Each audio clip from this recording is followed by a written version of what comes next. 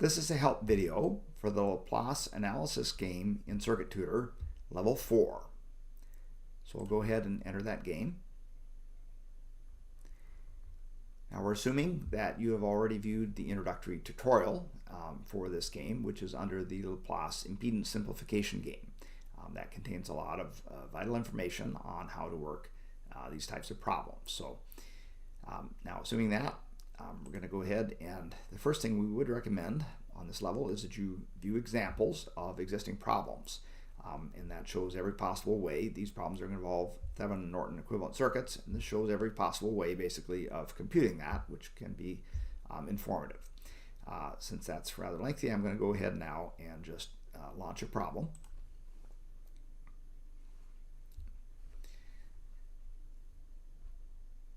And this will take a little while to display as it does some background computations.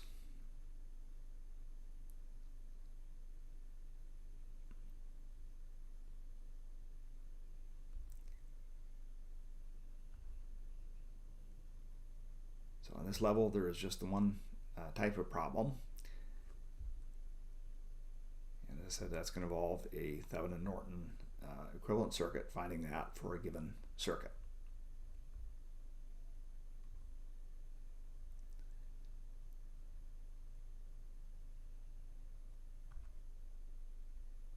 Okay.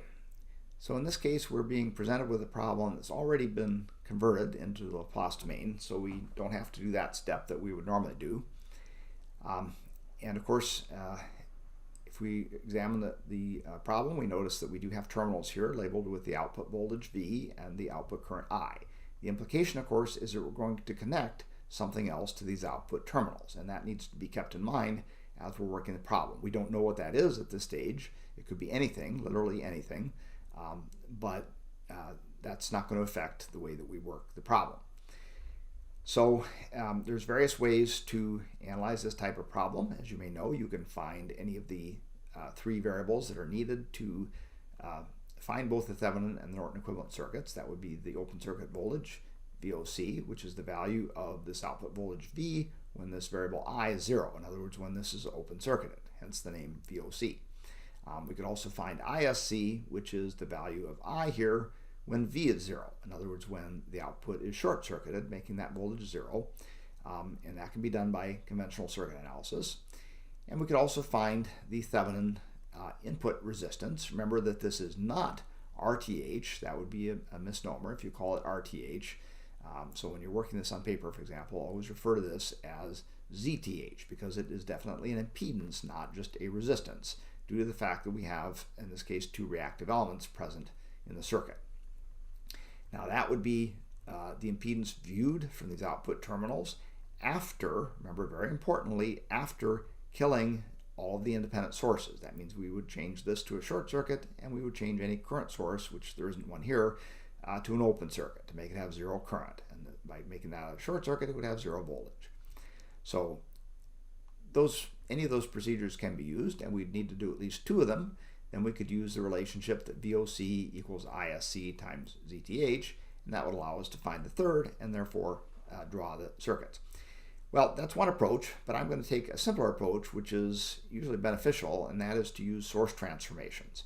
And even if we were going to do these methods, it would be beneficial to simplify this circuit a little bit before we do anything else. So I'm going to go into the circuit editor here using the Simplify Circuit button. And it did give us a little hint there that we should do that. And it'll give us some instructions for that.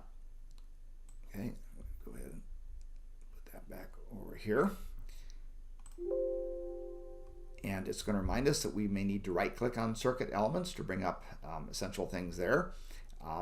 And it's also going to advise us that if we don't have enough room to make a source transformation, for example, if we need more room to the left of the circuit or we need room in between things, that we can use the shifting buttons down here to move the circuit up and down or left and right.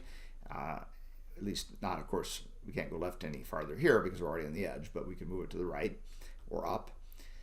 And you can also stretch the circuit. That is, you can put space in between, for example, along this line by moving everything above that line up, or maybe move everything to the right of this to the right, say. So all those operations can be used, and you can also compress it back if you don't like the way it looks. Okay, so that's just reminders of how the interface works. So the first and most obvious thing we can do here, and this screen just shows us the circuit before any changes, which is for reference basically, and that'll be useful to us. So we see that there are two elements here that are in series. Nothing else is in series or parallel in this circuit. And remember that there is something connected out here. So this value of I should not be assumed to be 0, and that might affect, for example, some series connections. It does imply, for example, that the 2 ohm here and the 1/7s impedance are not in series with each other, because there is going to be a current in general out there. The only case where there wouldn't would be if this is an open circuit, and that's a special case that we absolutely should not assume. So because these belong to the same pair of meshes, that is the inner mesh here and the outer mesh around the entire circuit, these are clearly in series. Also, they're connected to the same node, and nothing else is connected to that node. So what I'm going to do is combine them together, and I'll show you on paper where I've done that. So just adding 1 to 1/7s, I've done that here on paper, and of course that's very easy. We just make this 7s/7s to put it over a common denominator, and then add those two things together. And the 7s/7s, that's the original 1. The 1/7s is the 1/7s. So we can confirm that that's correct. And so I'm just going to put that in here. And I have to put parentheses around the numerator to make sure that everything else, well, everything in the numerator is actually divided by a single denominator, which is the format that's required for a rational function that we're working with here. Okay, so then we'll put a slash there for the division, and then we again have to have parentheses in the denominator around the 7s. If I had just put divided by 7s without parentheses, I would be dividing by 7, but I would actually be multiplying by s, keeping in mind the normal PEMDAS order of operations, where you go from left to right for equal priority, like multiplication and division. So that would put the s back in the numerator, just as if you're doing things on a calculator for that matter.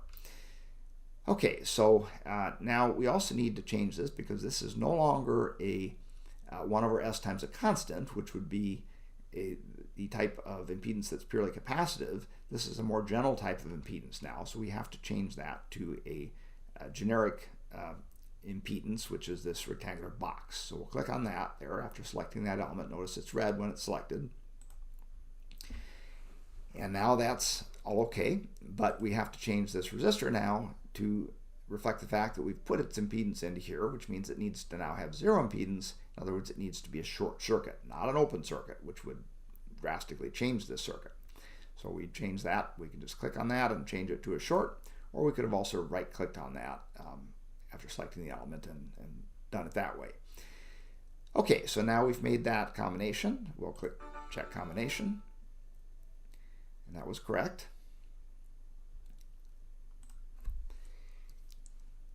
And once again, the last circuit has been updated, the last valid circuit that we had. So now we don't have anything that we can combine here in series and parallel. We could go out of the circuit editor and analyze for VOC or ISC or ZTH, but instead of doing that, I'm going to use the source transformation approach, which is generally the best approach if it'll work in a given problem. In this problem, it certainly will work.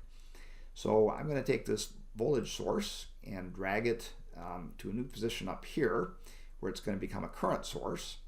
Then I'm going to just move that wire over, to click it first, and then move it over. So I'm just I'm just holding down the left mouse button to drag it to the new position. And I'm going to do the same thing here and put it in parallel with what's going to be a current source. And then I need to add some additional wires to reconnect things. And so here I can click the Add New button, which allows me, the default is just to add a short, which we can see there. So we'll click, and we'll click again and click there to put this in parallel. Now that's going to become a current source, so I'll click on the current source button, or again you could also use the element type menu here if you want to do it that way. And I also, very importantly, as you always need to be careful when you do source transformation or many other operations for that matter, is to check the polarity to make sure that we have done the right polarity. In other words, should this point to the left or to the right? So in this case, we had the positive side connected to this node here, which is now down here in this one, and therefore we want the current pointing into that direction to have the same polarity. So In fact, the head of the arrow should match the positive side, and that's what it does. So this has the correct polarity, otherwise we would click the reverse polarity button, which you can see reverses it. Okay, so now I need to compute the value of that current source, which is going to be, since V equals IZ always, that means the I is going to be the V divided by the Z, the impedance. And again, it's not a resistance, it's an impedance. So to compute that, I've done that on paper over here. So we take the 4 over S volts, which is the voltage source, divide that by the impedance of the 7S plus 1 over 7S. And notice here that we've got an S in the denominator of the numerator and in the denominator of the denominator, which means those cancel out. I can multiply through, in other words, the fraction by S over S, which is 1. And then I can further clear the fractions by multiplying by the 7. Or I could really just do that all at once, is probably the easiest thing. Anyway, the 7 times the 4, of course, gives us 28, and then we just have the 7s plus 1 left in the denominator, so that's going to be 28 over 7s plus 1 amps. So I'll just type that here. So I have the 28 divided by, and again, I have to use parentheses for the 7s plus 1, or I could use square brackets, either one. Okay, so now we'll check that source transformation, since it should be complete. And that is correct. Okay, so I'll move that out of the way here so we can see. And now we observe that the goal, of course, was to make possible some series parallel combinations that were not possible in this circuit. Because again, these two elements are not in series because they're not in the same pair of meshes, right? This one belongs to this mesh, and this element does not belong to that mesh. So they're clearly not in series. But now we see that these two are connected to the same pair of nodes, which means they are in parallel. So I'm going to combine those, and I could combine them into either one. I think I'll just do it here. So to combine them in parallel, I need to use the appropriate formula for that. So I could take the 1 over the total impedance is 1 over this plus 1 over this, or I could use the product over sum, since it's just two elements. So I'm going to use that latter case.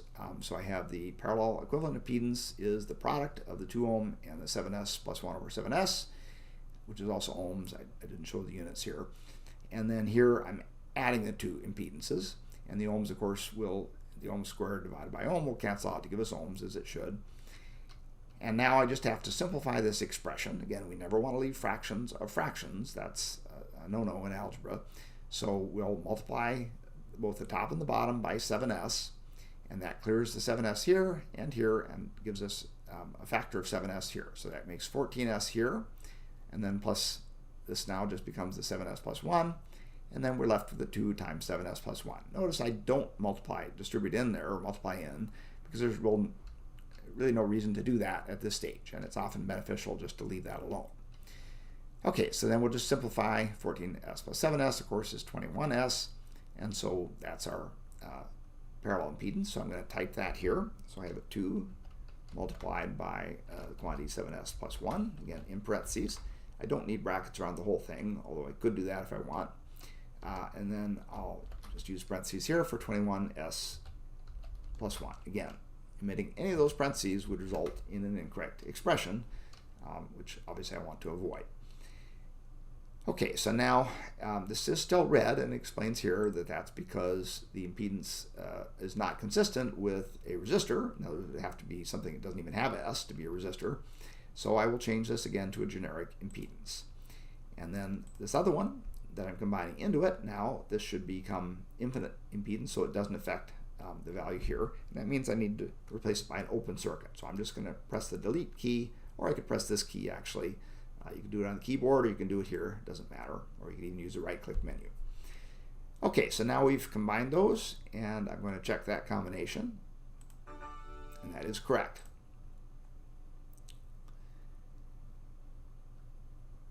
Okay, so now we see that we still don't have anything in series or parallel here, so what we can do, however, is a source transformation, which is the thing to do when you don't have a series or parallel set of elements. If you have the series or parallel elements, you always want to combine those before doing a source transformation, because it could be the source transformation isn't even necessary. And it won't let you, in Circuit Tutor, it won't let you do that source transformation until it's actually required. So here, I'm going to change this now to a voltage source, since this current source is in parallel with an impedance that is eligible to be transformed into a voltage source in series with the same impedance using our standard principle of source transformations that was covered back in the DC source transformation game. So now I'm going to change this to a voltage source here. So I'll click just on the voltage source symbol. And then I need to check its polarity, very importantly. So I notice that the head of the arrow was originally pointing to the left here, so that means, and connected to this node, and so the positive side should be connected to that as well. And so the polarity is correct as a default. I don't need to switch the polarity, which I can do there. Then I'm going to move this impedance so it's now in series with that voltage source, which is important. So I'm going to click on that little short element there to select it, and then I'm going to press the delete key to delete it. And then I'm going to just click on this and then drag it over there, holding the mouse button down, the left mouse button. And then I need to put in the value of this voltage source. Well, to compute that, it's going to be, since again V equals IZ, which is very important, like similar to Ohm's law, we need to multiply the I times the Z to get the V. And so I've done that here on paper. So we have the 28 over 7s plus 1 amps multiplying times the 2 times 7s plus 1 divided by the 21s plus 1 ohms here. And now when you multiply, you notice the 7s plus 1 factor actually just cancels, which would have been less obvious had I distributed in. So that's one good reason not to do that kind of thing. And then the 28 times 2 is just 56, and we're left with a 21s plus 1 here. And then, of course, amps times ohms is volt, which we should always check. And so that's the value to enter for my source now with the appropriate polarity. So that's going to be the 56 over parentheses 21s plus 1, close parenthesis. And that should be the correct value with the indicated polarity. So I'll check that source transformation. Once again, that is correct. And of course, if you make any mistake, obviously you can, then it'll give you a certain number of attempts before you would then lose credit for the problem. But you can always do another problem for no credit if you do make too many mistakes. Okay, so now we see that we do again have two impedances in series, which was the goal of our source transformation. And therefore those values can just be added. And of course they're part of the same pair of meshes, this inner mesh here and this outer mesh. Remember, there's something connected here, so this is not open to the outside. Okay, so we'll just add those two values. I'm going to put it down here, and I've done that on paper here. So 7s plus the 2 times the 7s plus 1 over 21s plus 1. Again, put that over a common denominator, as we always do when adding fractions. So that means we have to simply multiply the first term by 1, which is 21s plus 1 over 21s plus 1. And so then we have that common denominator, and this term becomes this times this. So the 7s times 21s is just 147s squared. We can probably do that in our heads. And then the 1 times 7s is 7s. And then multiplying this out, now I do want to distribute in because that's necessary to combine the two polynomials in the numerator. So this will become 14s plus 2, which I've written here. And then, of course, we can combine the common terms. The 7s and the 14s become 21s. And that puts this in a simplified form, which is going to be our Z Thevenin. And we don't need to factor this or do anything else with it right now because we're not going to do an inverse transform in this problem.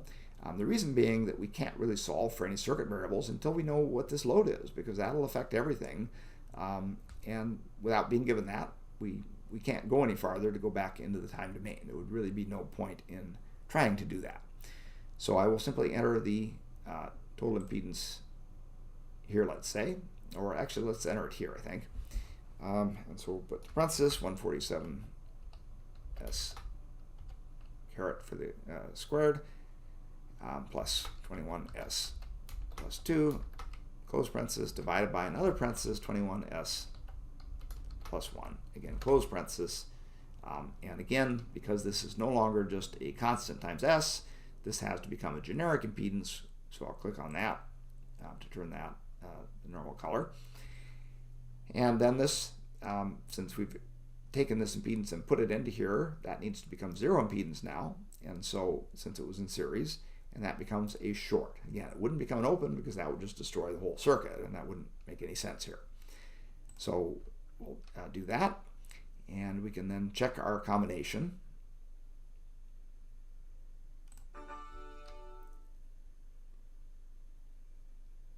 and that is correct.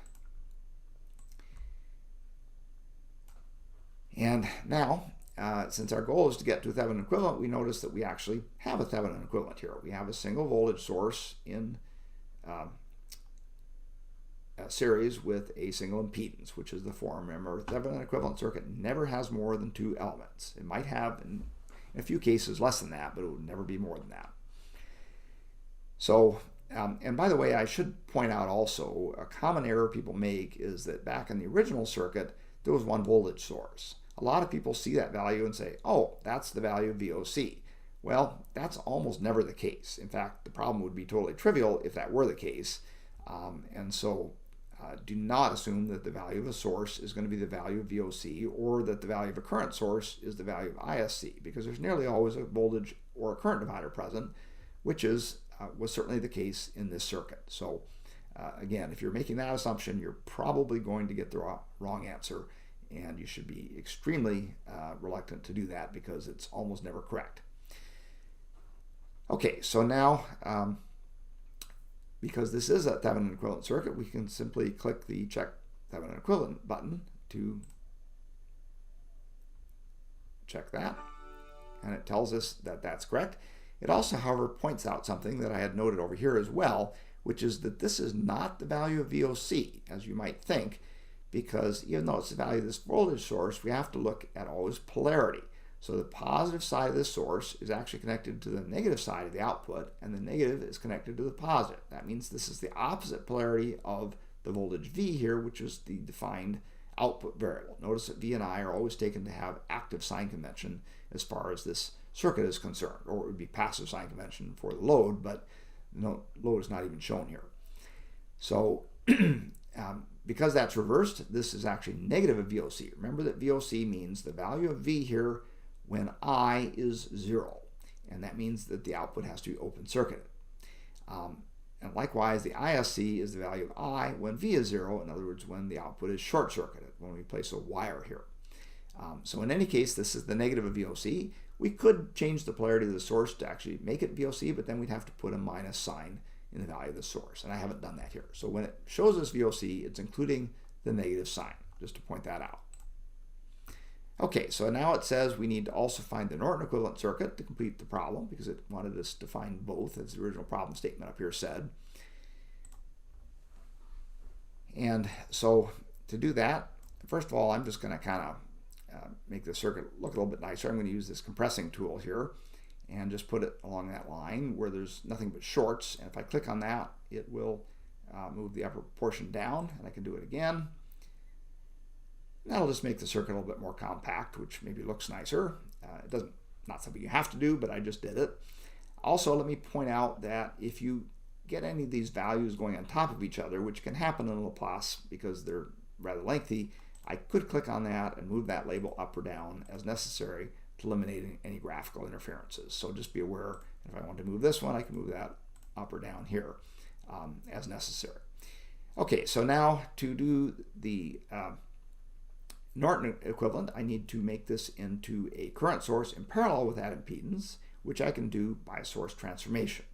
So I'm going to, I don't have room to do that over the left of the circuit because I'm off the editing grid. You notice those little gray dots show me where the editing grid lies. So I'm going to shift the entire circuit to the right by clicking that green button. And now that gives us room to take this voltage source, which I select to make it red, and then drag it over here by holding down the mouse button. That puts it in parallel. And then I'm going to add some wires to sort of reconnect everything. And then I'm going to change this to a current source as required for a Norton equivalent. And I'll just put the old circuit up here for reference. And notice that because the positive side was connected originally to this bottom node, I need the head of the arrow down be connected to that node as well if I want to use the standard V equals IZ relationship. Otherwise, if I reverse this polarity, I'd have to use V equals minus IZ, basically sort of active sign convention. So now I'm ready to calculate the value of I, and I didn't bother doing that on paper here because it's actually very easy. I just need to use the fact that V equals IZ, so therefore I is V divided by Z, and we see that the V and the Z both have the same denominator, 21 s plus 1. So that's just going to cancel out. And then I just basically have to divide this numerator by this numerator. And so I can really do that by inspection. So I'm just going to type 56 divided by the quantity, 147 s squared plus 21 s plus 2. And here, that would be a good time to move that up just so I can see it a little bit better. Make sure I typed it correctly. And so again, that's just this divided by this. The denominator is canceling out, so I didn't even bother to do that on paper. And now we'll check that. Check the source transformation. And that was correct. And just for reference, if you ever did need help here, you can, of course, press the help button for written help. And there's also normally a video help button here, which you're actually viewing now.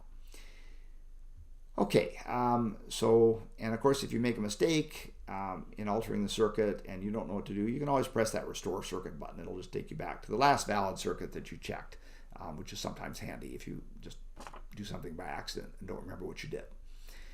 Okay, so now we will check that Norton. If we just tried to edit here, or to exit the editor, it would remind us that we need to first check this.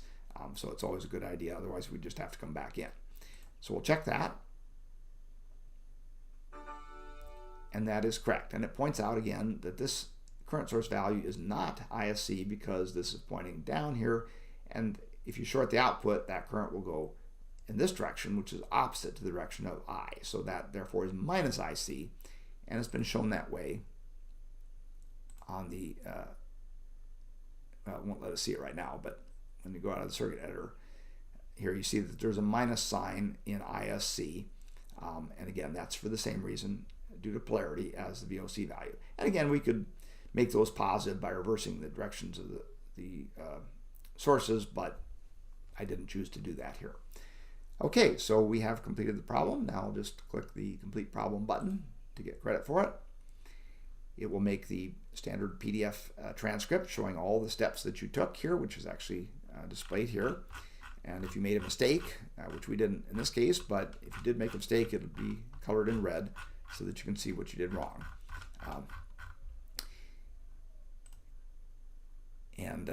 Yeah, it's a little bit cut off here because we were operating with a minimized window, but normally that would show everything. Okay.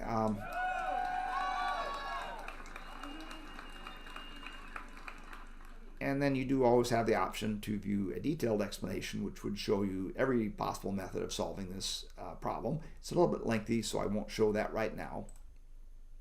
And then it's going to put you into the survey where you can offer some comments on Circuit Tutor. So that completes this problem.